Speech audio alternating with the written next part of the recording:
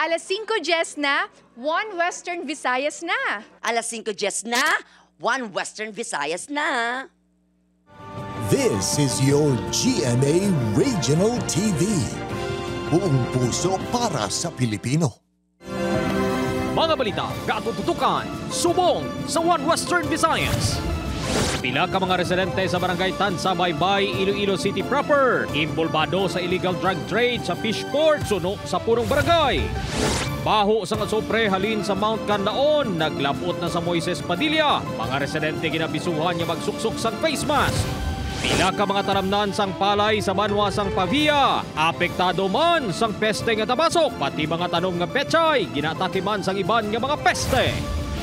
Kag, isa ka deaf mute nagadala sang inspirasyon, nagtukod kag nagamanage sang isa ka kapihan sa Tubungan, Iloilo. Ini ang GMA Regional TV, 1 Western Visayas. Mayong hapon, live sa GMA Iloilo Station. Ako si Gertrude Charlatan. Ako naman si Eden Prietos, live din sa GMA Bacolod Station. Mga kapuso, pila ka mga residente sa barangay Tanza Baybay City proper ginapahayag parokyano sang construction workers sa Iloilo Fishport Complex nga nagkaladakpan sa buy-bust operation suno sa punong barangay. Babuso tagdumalahan sa fishport, aminado nga hindi kontrolado ang size sa mga tao nga nagasulod sa complex. Si John Sala nakatutok live gikan sa barangay Tanza Baybay Iloilo City proper. John, anong update?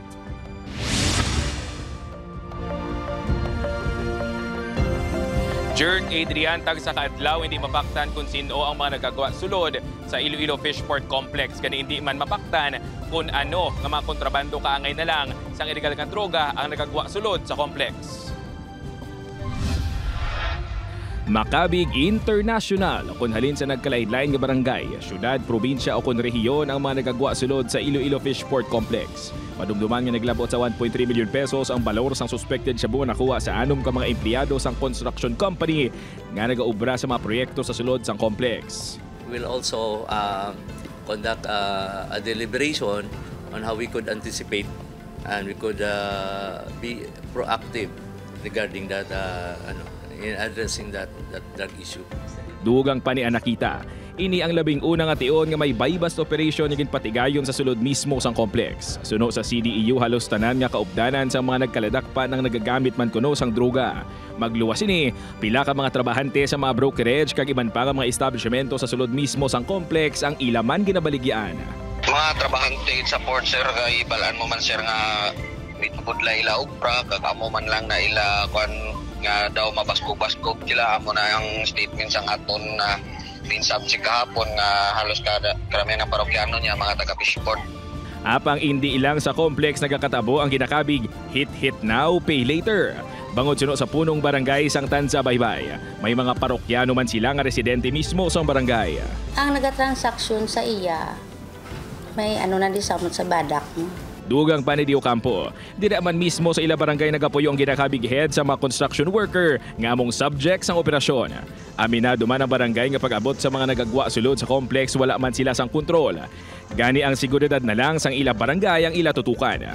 Dira kami nagatiner sa may outpost kay ginabantayan namon ang hindi bala namon makilala kag magsulod kay ginapasundan namon kun diin sila makadto.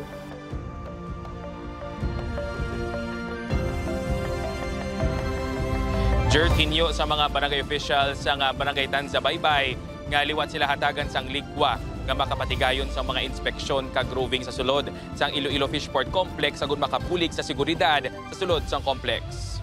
Jerd. Madamong gid nga salamat sa detalye kapuso John Sala.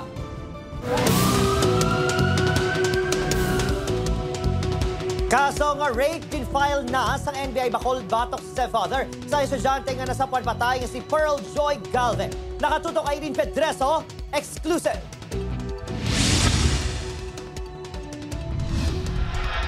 Pasado las 2 bunga hapon, nagpadulong sa talatapan sa National Bureau of Investigation Bacolod District Office si Jennifer. Ang iloy sa nasapuan patay nga si Pearl Joy Galve sa katubuhan sa La Carlota City. Nagperma na ini isang affidavit sa pagpasakas ng kaso nga rape batok sa iya live-in partner nga si Rene. Ini ang kaangot sa pagmolestya kay Pearl Joy sang way pa ini. Bagay nga ginako man sang suspect sadto. Nag-request na siya nga diri na sa amon ang kaso since during the course of investigation nakita namon din nga may sexual abuse kinatabo ni kay Pearl Joy. Handa man si Jennifer nga magsirbe nga witness sa kaso. Sunod sa NBI Bacolod, pati na ang iban nga manghimatang ang ginsugiran sang dalaga na hanungod sa pag-abuso sa iya.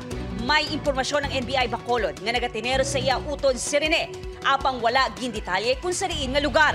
May ara mga witnesses to support sang iya nga mga statement man sang nanay. So we will just wait until what will be the resolution of the fiscal's office. Kung ma-issuean na siya warrant, so that's time na we could act on it. Samtang, ginatipon pa sa NBI Bacolod ang mga dugang ebidensya. Agud mapasakaan sang kaso nga murder, si alias Rene nga ginakabig nila isa sa mga suspect sa krimen. Upod kay Ruel Bangoy, Aileen Pedraso. 1 Western Visayas. Ginikanan sa mga menor de edad nga nagransak sa opisina sang Iloilo City Posmo, ginakasubo ang pagpangawat sa ilang kabataan. Isa pa ka menor de edad nga imbolbado sa pagpangransak na rescue na sang kapulisan. Ini ang gintutukan ni Kim Salinas. Nagalalain ang Iloy sang 11 anyos nga menor de edad sang nahibalon nga isa ang yabata sa mga nagransak sa opisina sang Posmo sang weekend. Suno kay alias Gamay, wala siya makaibalo nga ang laptop nga ginpauli sang bata sang Domingo ang kinawatan. Pagsaysay sang bata sa iya, halin kuno sa basurahan ang laptop. Ginagiyahan niya man sang maayo ang bata kag ginahatag man sini ang iya mga kinahanglanon. Nakita ko bali may nahimos ko na damo sila nagdulong. Dog singane panagani sila nga may tuyo sila nga ipakilo. Tiway ko ginataging himos ko gid. Nakibot naman ang lolo sang 13 anyos nga involvado man sa krimen. Suno sa iya, na-impluensyahan lang sa barkada ang iapo. Uy, napambalangon din mong tambay sa gwa. Kung upod-upod barkada. Dinagin taga pa, no? Pili ka dito sa CR. Pintabunan sa mga lapat. Ang bata ni Gamay kagapo ni Al, ang duwa lang sa 5 ka mga na-rescue sang Lunes. Ang mga ini ang may record sang pagpangawat sa barangay Molye Lune. Bangod sini, plano sang barangay nga ipatawag ang mga ginikanan sa kabataan agud maghimo sang nagakaigo nga intervention. Ipatawag pagid sila namon ya. Together sa amon chairman sa BCPC, sa peace in order nga itipunon sila ag upod sang ila ginikanan. Istoryahan gid sila kiti para at least balan man sang ginikanan. Samtang na-rescue naman sa kapulisan sa Banwasang Tigbawan ang 17 anyos nga minor nga involvado man sa pagpanransak. Suno sa kapulisan, residente ini sang barangay Salvacion Habog-Habog Molo, apang nagpalagyo ini sa balay sa iya lola sa Tigbawan kung saan siya na rescue. Wala man to sa record ang bata ni, but it so happen na daw bulang ini ang nanay niya kag tatay, so that's why nga pinsan sa mga grupo niya guys star sa Mayang Molye. Upod kay Romel Porquia, Kim Salinas. 1 Western Visayas. Mga puso sa Negros Occidental naman, pila ka mga residente sang Banwa, sang Moises Padilla, patiman sa bahin sang Bagao City. Nakahaklon na sang bahaw sang asupre. Pagsuksok sang face mask, ginarekomenda sa Negros Occidental Provincial Health Office. Nakatutok Aileen Pedreso. Nakalabot na sa Banwa sang Moises Padilla ang baho sang asupre nga ginbuga sa Mount Canaon. Sa pinakauli nga monitoring, mas sobra 8,000 katonelada sang asupre ang ginbuga sa bulkan, kag pulo ka volcanic earthquakes ang na-record. Pasok ang hangin kahapon and also may pag-ulan-ulan, may thunderstorms kita nga na-experience kahapon. So most likely amo ni siyang nagdala sang kumbaga fumes dito sa Moises Padilla. Ginatugyan sa LGU sa mga bulutuan ang desisyon sa suspensyon sang klase para sa safety sang kabataan nga posible makahaklo sang baho sang asupre. Medyo gloomy lang. They can suspend sang class kaya ginabili ko gina sa itla. Ginarekomenda sa Provincial Health Office ang pagsuksok sang face mask bangod sa peligro nga dala sang baho sang asupre sa ikayong lawas. Trigger pag-iit ang mga asthma. Hindi mo kasi sa aton ng mga lungs. Respiratory ka mga functions. So, advice ginamot mga mag-mask lang sa area. Samtang sa pila ka bahin sang Bago City, napanimahuan na sa mga residente ang baho sa asupre. Bangod sini, 14 kabulutuan sa syudad ang temporaryo nga nag-shift sa blended learning, kag ginpaiway ang face-to-face classes subong adlaw. Upod kay Ruel Bangoy, Aileen Pedraso. 1 Western Visayas. Isa ka kapuso naton nga deaf-mute o kung hindi makahambal kag hindi makabati nagadalas ang inspirasyon matapos nagtukod kag nagamanage sa isa ka kapihan sa Tubungan, Iloilo. Ang iya istorya gitutukan ni Kim Salinas. Matahom, malimpyo, kag manami tambayan ang pagbubukas nga cafe sa ikaduwa nga panalgaan sang Tubungan Public Market. Magluwas sa kape, you can quench your thirst sa ilaman mabugnaw kag saboroso nga milk teas, shake kag fruit teas. But wait mga kapuso, kay bala ka mo nga ang ini nga kapehan ang ginadumalahan sang isa ka deaf-mute? Si Alter Taborete nga tumandok sa barangay Singon, Tubungan ang nabunag na deaf-mute o kung hindi makahambal kag hindi man makabati. Ang mismo nagahimo kag nagaserbe sa customers sang kapihan upod sa kaangayman nga may mga kasablagan. I dream of opening a cafe, especially nga para sa mga sir bungol. Nag-aprasa na sir sa amon nga job kay hanggang kuno nga bulig sa iya kag sa iya pamilya. Ginapakita sang cafe nga may abilidad man ang mga deaf-mute. Ang kapihan ang nagaserbe lugar para sa deaf community nga hilway nga makapagig-angot sa isa kag isa. Bukas man ini para sa mga makabati nga tao nga magistorya sa mga apa kag bungol paagi sa sign language. Kung may ma-order sir, ginasulat lang sa papel and then ibasaw lang ni Sir Alter. Amo lang sila sir, amo lang pag-communicate sa ila. Ang kapihan, ang labing-unang nga cafe nga ginadumalahan sang deaf-mute sang banwa. Ang ngalan sa nga Smile Cafe, naghatagid sang yuhom sa mga customers.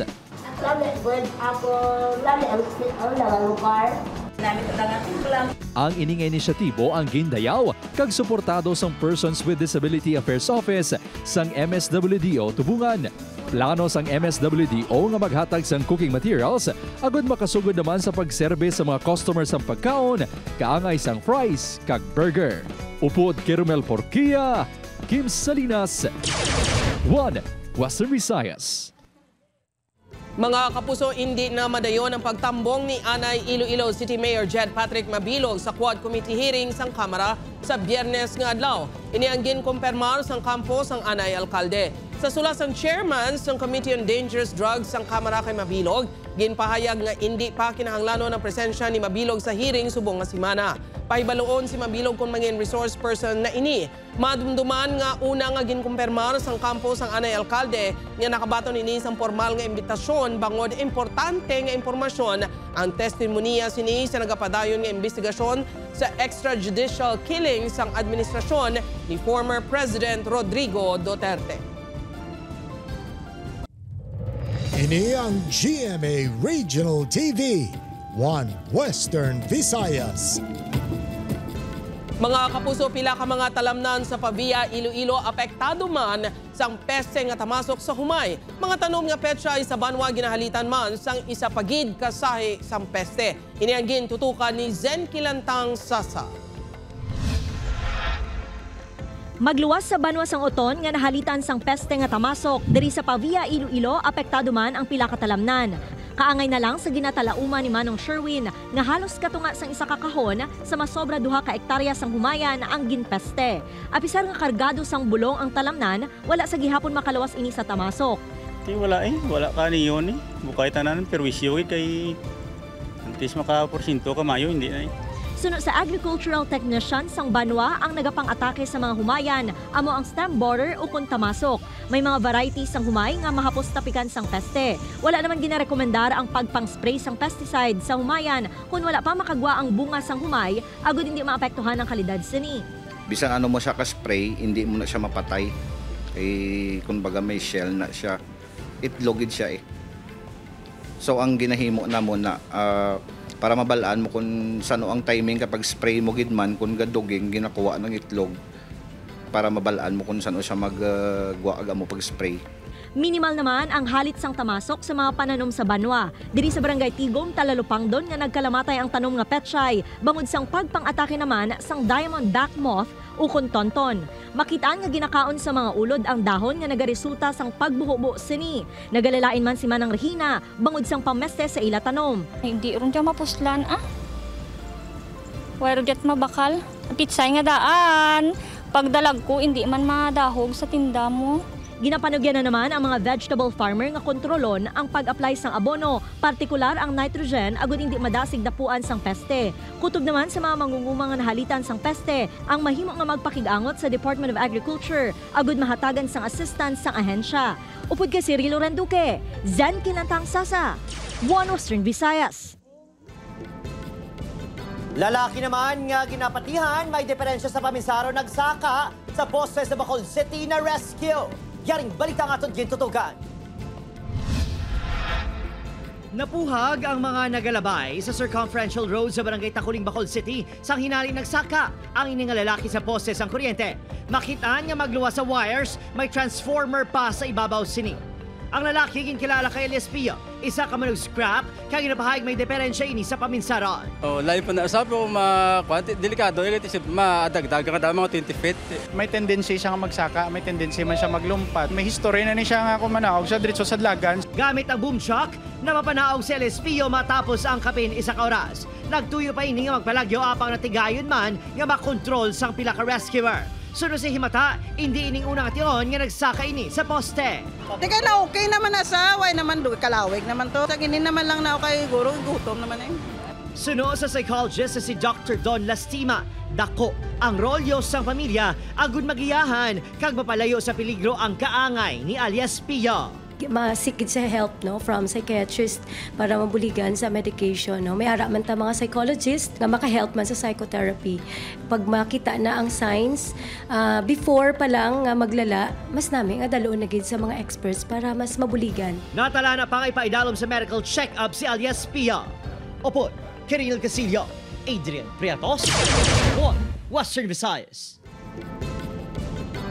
Voter registration tubtob na lang sa September 30. Pila ka mga residente naghingagaw sa satellite registration sa mall sa Iloilo City. Ini ang gintutukan ni Zen Kinantang Sasa. Wala na sang extension sa pagparehistro sa mga botante nga magatakop sa September 30. Inang ginpahayag sang Iloilo City Commission on Elections. Isa ka semana antes ang deadline, naghingagaw na ang mga residente sa pagparehistro sa isa ka mall sa Mandurriao. Kalabanan nga nagproseso ang mga nagsaylo sang rehistro sa syudad. Bali transfer of voting kay sa Hong Kong pa ko mo. So, need ko magboto diri sa aton kay for good naman ko. Ang hambal sang tepad balay naman nga sa Astana lang sa September 30. Naghabol kami. Sa karon mayara na sang 319,294 registered voters ang Iloilo City. Ginatutukan naman ang 25,000 ka deactivated voters nga makapa-reactivate. Magapadayon ang mall registration tubtob sa Lunes nga magabaton sa mga bag-ong abotante, transfer of votes, reactivation kag correction of entries. Samtang ginapahandaan man sang ahensya ang pag-umpisa sang filing sang Certificate of Candidacy sa October 1. Suno sa Iloilo City Comelec, subong pa lang mas maayo nga magdesisyon na ang mga nagaplano nga magpadalagan kung anong nga posisyon para sa 2025 midterm elections agud hindi na magkaproblema. May ara kita nga substitution kung may ara nga withdrawal within lang sa October 1 to 8, no, ang voluntary withdrawal. Let's say nag-file ka sa imong COC, isa ka posisyon, and then ma-change mind ka, file ka naman sa October 8 naman yung position sa isa to, may statement of withdrawal, cancellation. Upod kay Cirilo Renduque, Zen Kinantang Sasa, One Western Visayas. Babuso nag-umpisa na sa ilang investigasyon ang Commission on Human Rights Bacolod angot sa natabong atensyon sa tunga sang pila ka transport groups kag kabrisan sang nagligad nga semana. Sunod sa CHR tutukan ang pila ka videos na kuha sa nagluntad nga tensyon nga nagugat sa pagduso sa transport groups nga magsulod sa ginihiwat nga aktibidad bangod ginapatihan wala sila gin-imbitar. Ginpahali ng mainisa kapulisan apang nagpamilit ang mainirason nga anom sa ila ang gin-aresto. Nagpahayag naman ang grupo nga magabasaka sila sang kaso batok sa kapulisan pati sa katapos ng Bureau of Fire Protection nga naggamit pa sang water cannon batok sa ilahanay. Then, ang mga nakita ko lang ang snippets lang sa video, not the entire video. Mayo guro, ma-request na ito ang atong PNP nga kung pwede ma-view atong recorded video nga body-worn cameras nila.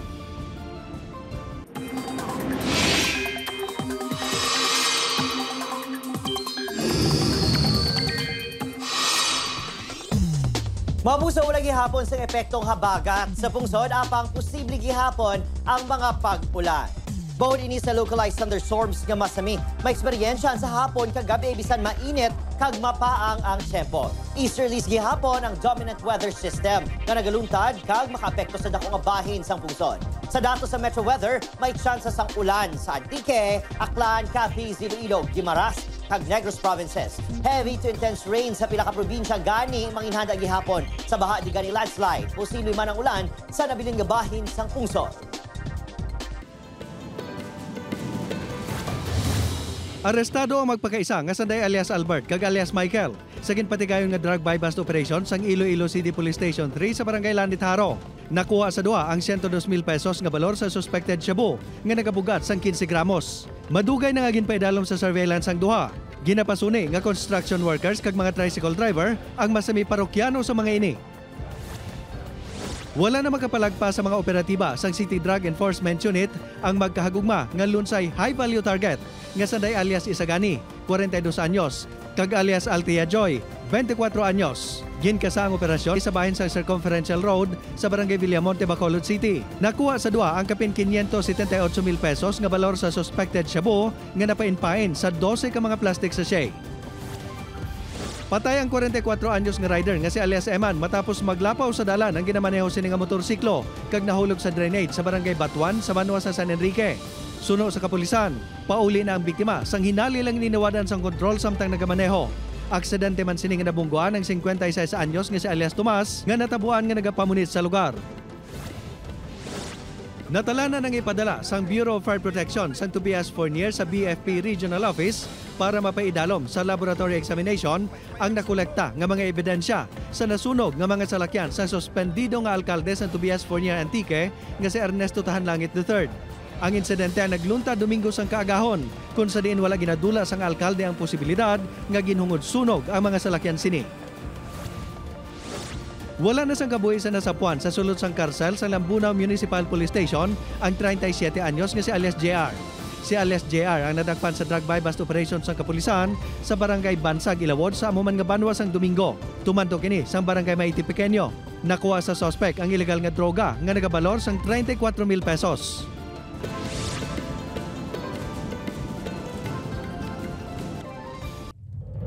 Ini ang GMA Regional TV, One Western Visayas. Mga kapuso na dulaan sa supply sang kuryente ang mga konsumidor sa More Power sa idalom sa La Paz Substation bangod sa ginpatigayon nga emergency power interruption sa National Grid Corporation of the Philippines. Ang brownout ang nagsugod alas 12 kainas ang udto. Naapektuhan sini ang kabarangayan sa mga distrito sang La Paz, Lapuz, Haro, kag City Proper nga yara sa idalom sang 5 ka feeder sang La Paz Substation. Sunod sa advisory nga ginpagwas ng NGCP, gin-shutdown ang mobile transformer number 2 sini sa Santa Barbara Substation para sa pagkayo sang capacitive voltage transformer. Base sa abiso sang NGCP, alas 2 sang hapon nagbalik ang supply sang kuryente. Duha ka high-value individuals nga taga-Tigbawan, Iloilo nadakpan sa drug buy-bust operation sa Mandurriao. Masobra 1.3 million pesos nga balor sa suspected shabu na kumpiskar. Si John Sala nakatuto. Mapili kag nagahalong gid sa mga katransaksyon sa day alias Jojo kag alias Nonoy lunsay residente sang Tigbawan, Iloilo. Apang basta gani ilegal, madakpan gid sa gihapon. Kahapon wala na sila nakapalagpas sa makatapo sang CDEU sa ginkasa nga drug buy-bust operation. Nakuha sa duwang 200 grams ang ilegal nga droga nga nagabalor sa masobra 1.3 million pesos. Sunod sa CDEU ginakabig nga hangkila ng duwa bangod mismo sila ang nagakontak sa ila ginakuhaan sang supply sa Manila. Kung kaisa, sila na gani mismo ang nagakuha kag nagabiyahe sini pauli. Actually, ang isang nga si Alias Jojo nagkapag sa amon na kantidad ang iyang profit na pang istamagin sa dako. kada may gusto sila, kaya din nila nga baklon. Magluwas sa banwas ang tigbawa nagabaligya man ang mga sospek sa mga kaingod nga kabanwahanan. Sumbong lang ni sila na dakop kay tama din sila ka-wise. Nag-hotel lang ni sila. Pag wala ni sila nag-kuat ang mga balay-balay kay wala nila nga budlay sila masilip kung ara sila sa mga hotel. Dugang paniinot, ginasaligan na kuno sang ilang ginakwaan nga drug lord ang duwa gani bulto kung magpadala sa ila. Ang mga sospek sa karon nagapangatubang sa kaso nga paglapas sa Comprehensive Dangerous Drugs Act of 2002. Upod kay Hans Disierto, John Sala. 1 Western Visayas. Mapuso na angkon sa JRU Heavy Bombers ang ikaduha sining kadalagan para sa NCAA Season 100 Men's Basketball Tournament. Sa hampang ipatigay na alas 12 kay Ina sa Udo sa Phil Oil Eco Oil Center sa San Juan City, ginutos sa Heavy Bombers ang Arellano Chiefs score nga 92-89. Best player of the game si Joshua Giab nga may 18 ka puntos, 5 ka rebounds, kag 5 man ka assist. Sa second game naman, nagpangibabaw ang Lechon Knights batok sa EAC General sa score nga 75-73. Samtang bantayan naman alas 12 sa Biyernes ng Udo ang hampang sa tunga sa Mabuang Cardinals kag San Sebastian Golden Sags. Ini ang pagkasundaan sa hampang sa LPU Pirates kag Binil Blazers alas 2:30 sa hapon. Ang hinampang ang live nga malantaw sa Heart of Asia kag sa social media pages sang GMA Sports pati man sang NCAA Philippines.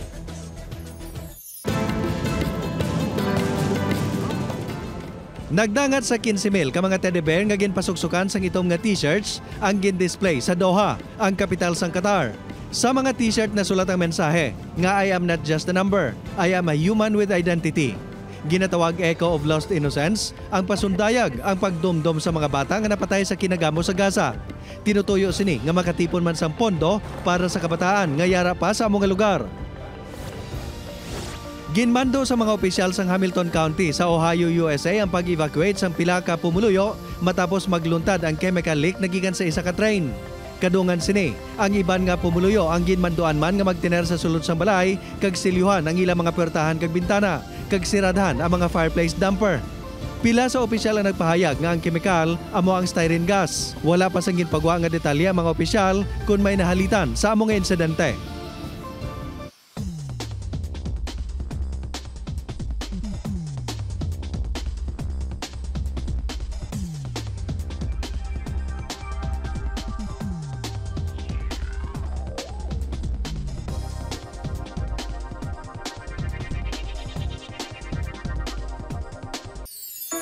Mga kapuso, 91 days na lang. Pasko na. Sa aton mga kapuso, diri sa Western Visayas, nagsubong man sa aton mga kapuso abroad, madamong ginisalamat sa pagtutok. Ako sa Adrian Prietos. Kapuso, mag-isa kita kagibaloon ng mga balita tungod local news matters. Ako si Gertrude Charlatan, ini ang 1 Western Visayas, bugos nga puwersa para sa mas dako nga misyon kag mas masangkad nga pagserbisyo sa pungsod.